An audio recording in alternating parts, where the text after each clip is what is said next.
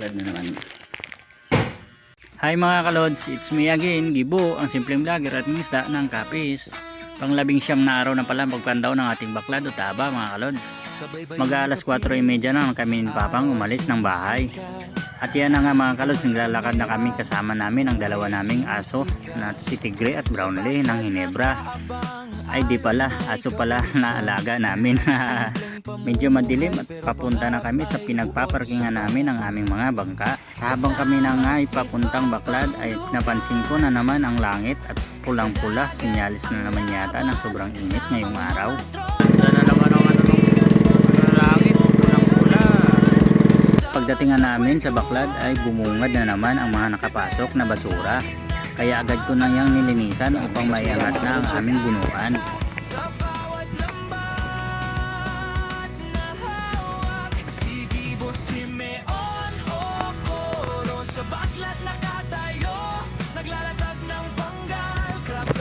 At ito na nga ang aming mga kuha, 3 pirasong alimango at natalian ko na. Sayang nga lang ang isa natanggalan ang mga sipit niya. Nakagat kasi ang ahas tubig kaya pahamak talaga. Siya pa naman sana ang medyo malaki at may presyo pa, kaya wala kang talagang magagawa kapag minalas-malas ka. Aso sa Tlataban ang sarap na naman ipang ulam sa umagahan at tanghalian. Mga limasag ang halos panguha namin ngayon dito sa amin mga nagbabaklad. Isang sulay bagyo tawag dito sa amin at malaki sana kaya lang nag-iisa lang. At ang sarap niyan mga kalods, pero bago mo yan maluto o makain, kailangan mo munang balatan dahil ang kanyang laman ay sobrang linamnam, lalo na sa prito o sa sabawan. Paki-comment nga mga kalods kung ano dyan ang tawag dyan sa inyo upang malaman natin kung saan aabot ang video. Ilang pirasong kilo at may mga kaliitan, amin na lang papatimbang para kahit papano may pangbili kami ng gasolina na naman. Gusto nyo bang maglaro at mumaldo mga kalods? Kahit piso-piso lang papaldo ka. Pero palala lang bawal sa mga bata. Di siyam mga kalods.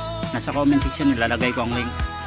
Gisaw at ibis iuwi ko na para yung ibang isdang maliliit ipapakain na namin sa alaga naming aso't pusa na lagi nakaabang sa pintuan kapag kami papadating na.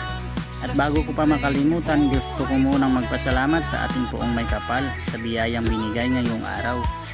Madami man ang konti, dapat pa din natin yang pasalamatan. Kaya ito na kami, papadaong na sa aming pagbibintahan. Kaya hanggang dito na lang, kayo na bahala tumapos ng aking video. Sana huwag niyo pong makalimutan paki-like o puso at paki-share na din po. Malaking bagay na tulong na po sa amin yon mga content creator. At maraming salamat. Bye bye.